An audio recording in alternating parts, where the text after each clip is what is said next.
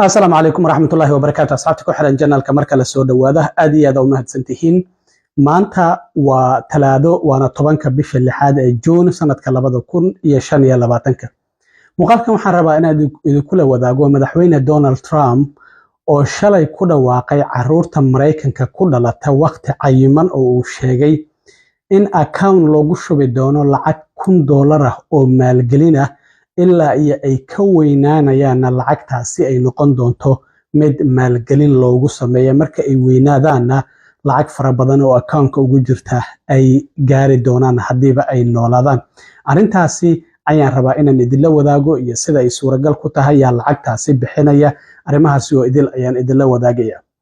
Ninkii waa taqaanaan madowga ah ee asal ahaan Senegal u dhashay laakiin Talyaaniga ku noolaa ee la yiraahdo Khaby Lame ee ku soo caanbaxay arrintii saan ahayd ayaa Mareykanka jimcihii laga masaafuriyay. Maxay tahay sababta uu u yimid qaladka uu sameeyay iyo waxyaabahaasina sidoo kale waan idinla wadaagaya. Balse marka hore soo dhawaada shalahayd isagoo ka qayb galayay kulan loogu magac daray Invest America maalgasho Mareykanka oo ay ka qayb galayeen madaxda shirkadaha ugu waaweyn Mareykanka ayaa waxa uu kaga dhawaaqay lacag la siinayo caruurta Mareykanka ku dhalato waqti cayiman sanado ayuu idin sheegi doonaa sanadaha lacagtaasi account ayaa loogu shubayaa maalgelin ayay u noqonaysaa waalidiinta ayaana lacagtaasi u maamulaysa. Haddaba arrintaasi sidee ku dhacaysaa? Horta lacagtan ama account-kan Trump accounts ayaa la yiraahdaa. Sharcigan The Big Beautiful Bill oo hadda aqalka sanadka ay ka doodayaan Trump iyo Elon Musk ay iskula dhaceen ayaa sharcigaasi uu ku jira. Marka waa in horta sharcigaasi la meel mariyaa. Hadda aqalka wakiiladu waa kuwii bishii hore cod aqlabiyad yar oo hal cod ku meel mariyay. Sanadkana hadda muran ayaaba ka taagan. Elon Musk iyo Trump waa kuwii iskula dhaco. Elon Musk uu yiri sanadku waa inay sharcigan diidaan maxaa yeelay deynta dowladda Mareykanka ayaa lacag fara badan uu ku daraya. Marka sharcigaasi The One Big Beautiful Bill ka ayaa qodobkan uu ku jira. Marka haddii la meel mariyo ayay suura galaysaa. Marka Trump oo shalay kulankan madax aad u fara badan ay kala qayb galayaan ayaa waxa uu sheegay in Trump account la yiraahdo accountiga magaciisa loogu magac daray markii hore waxa uu ahaa The MAGA account laakiin markii sharcigu aqalka wakiilada yimid ayay ka bedeleen magacii MAGA account waxay ku bedeleen Trump accounts oo magaca madaxweyne Trump ayaa loogu magac daray. Marka Trump accounts-kan waxa la siinayaa ilmo kasta oo Mareykanka ku dhashay laga soo bilaabo in wixii ka dambeeyay bishii 12 ee December 31deedii sanadkii 2024 ee dhamaaday. Marka waa in ilmuhu ay dhasheen kowdii bishii koobaad ee January ee sanadka 2025 iyo wixii ka dambeeyay ilaa iyo inta u dhaxaysa laga gaarayo waa Trump inta uu xilka hayay noqonaysa 1 January ee sanadka 2029.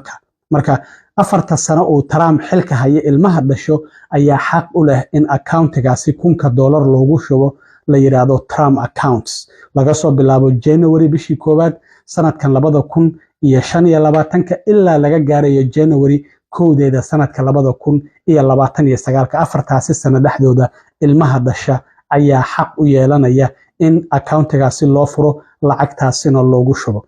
Marka waa hal mar ayaa $1,000 loogu shubaya marka caruurtaasi accountiga waxana ay noqonaysaa in accountigaasi uu yahay investment oo maalgelin ilmahaasi lacagta marka loogu shubo waxa lagu xirayaa stock marketka ama suuqa saamiyada ayaa account-kooda loogu xirayaa. Marka lacagtooda ilmuhu marka ay dhashaan ilaa iyo ay ka qaan gaaraan investment ayaa ugu socota oo lacagtaasi way u kordhaysaa.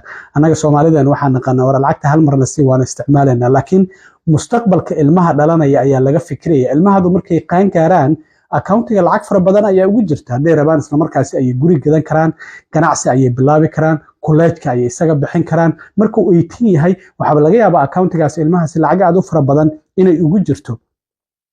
Marka Trump waxa uu yiri lacagtaasi waxa u maamulaya caruurta waalidiintooda amaba qofka ilmahaasi mas'uulka ka ah.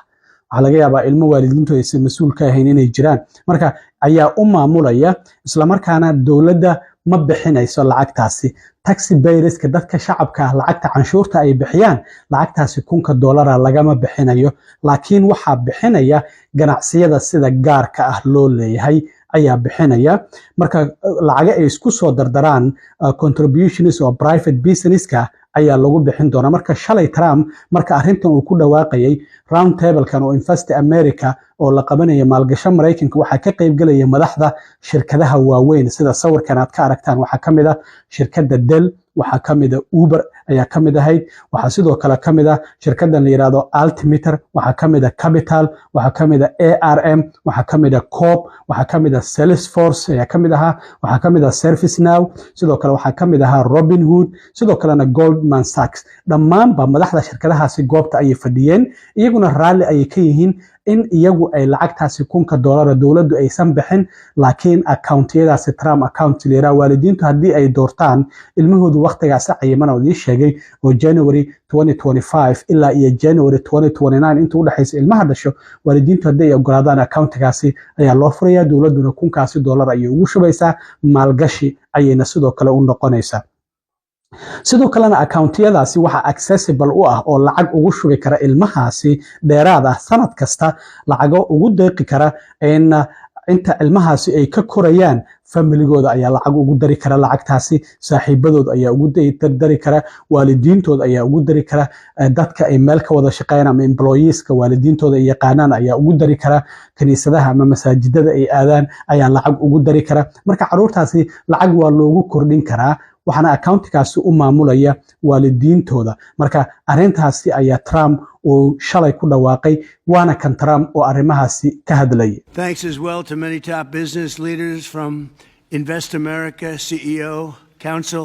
These men and women lead large successful companies and they're committed to contributing millions of dollars to the Trump account and it's really it's going to be something incredible for children and for their employees in many cases. Here's how the accounts work. For every U.S. citizen born after December 31st, 2024, before January 1st, 2029, the federal government will make a one-time contribution of $1,000 into a tax-deferred account that will track the overall stock market. In other words, it'll be pegged to an index. These accounts will be private property controlled by the child's guardians, and in many cases, those guardians will be the parents. We think probably the parents will be the guardians. They'll be open for additional private contributions each year from family, friends, parents, employers, churches, private foundations, and more. This is a pro-family initiative that will help millions of Americans harness the strength of our economy to lift up the next generation, and they'll really be getting a big jump on life, especially if we get a little bit lucky with some of the numbers and the economies into the future. In addition to the substantial financial benefits of investing early in life, extensive research shows that children with savings accounts are more likely to graduate high school and college, buy a home, start a business, and are less likely to be incarcerated. Trump accounts will contribute to the lifelong success of millions of newborn babies. They are fully, and this will be very interesting, I think, for everybody to hear, they are fully funded through targeted reforms in the One Big Beautiful Bill, like the $1.7 trillion in mandatory savings, welfare reforms to stop waste and fraud, a 3.5% remittance tax, and more. sida Trump hadalkiisa aad ka arkayseen waxa uu yiri in investment oo hordhaca loo sameeyo caruurtu markay da'yar yihiin waxay u suura gelinaysaa ilmahaasi inay college ka qalin jabiyaan inay ganacsi bilaabaan inay guri iibsadaan iyo sidoo kalena inay iskuulka sare xitaa ka qalin jabiyaan taasina sidoo kalena in xabsi ay galaan iyagoo da'yar ay ka badbaadinaysaa afayeenka aqalka wakiilada Mike Johnson oo isaguna dhinac fadhiya Trump ayaa sidoo kalena waxa uu sheegay in arrintan ay markastaba caruurtu da'da yar marka ay dhashaan ilaa ay ka weynaadaan ay u wanaagsan tahay lacag retirement-ina dad fara badan oo Mareykanka ah ay ka wanaagsanaan doonaan noloshoodu markay koraan isagoo Mike Johnson arrimahaasi ka hadlayana waxa uu yiri Trump accounts take that same principle and they apply it from the very beginning of Americans' lives. It's a pretty simple concept. The families that opt in will receive a one-time payment of $1,000 to a Trump account that parents can contribute to. It's a bold, transformative policy that gives every eligible American child a financial head start from day one. Republicans are proud to be the party, we always have been, that supports life and families and prosperity and opportunity. And Trump accounts are all about setting up the next generation for success. For future Americans, this early investment could really be the game changer. It could be a difference. It could pave the way for paying their way through college or buying their first home or starting a business, even when they're young. So even $1,000 at birth will put these Americans in a better position than over half of American adults who sadly have no retirement savings at all. So this would be a remedy to that great problem. And it will encourage the free market. It will encourage investment and understanding of capitalism. All these things that we want to foster among the American people so that the economy and individual lives can flourish.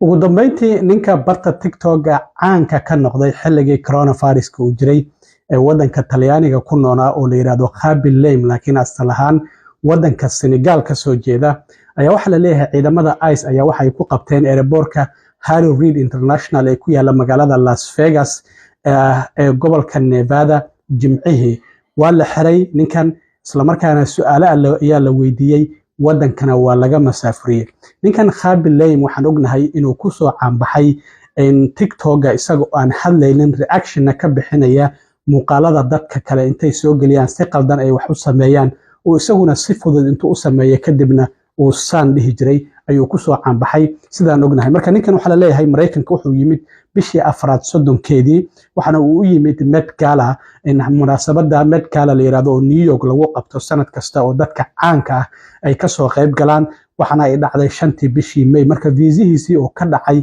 ayuu Mareykanka sii joogay marka isagoo doonaya inuu airportka ka baxo ayaa la arkay inuu viisihiisii ka dhacay ICE ayaa qabatay meel ayaa lagu xiray su'aalo ayaa la weydiiyay markii dambana waxa uu yiri okay wadanka waan ka baxayaa si mutadawacnimo ayaa la yiri wadanka sidaas uga bax marka TikTok-ga 162 milyan ayaa uga xiran ninkan da'da yar ee 25 jirka ah waxaana hadda uu haystaa dhalashada wadanka Talyaaniga maadaama in muddo uu halkaasi ku noolaa